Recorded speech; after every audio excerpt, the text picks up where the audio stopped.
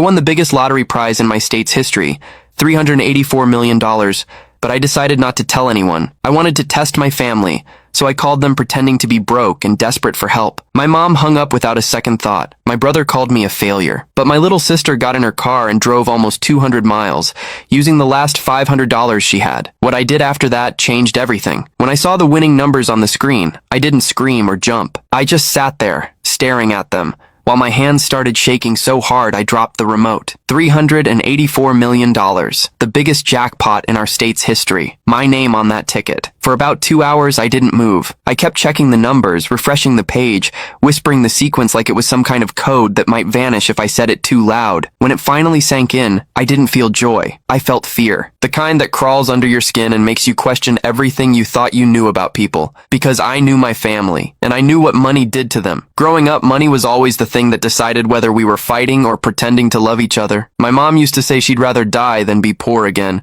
but she never cared who she stepped on to make that happen. My brother, Mark, followed her example, always chasing something, always angry when someone else had more. And then there was Lily, my little sister, 7 years younger than me. She used to sneak into my room at night when our parents fought and whisper that one day we'd both leave and never come back. She was the only person I ever really trusted, so when I realized I was now richer than everyone I'd ever met combined, I didn't feel like celebrating. I felt like testing something I'd never been able to test before.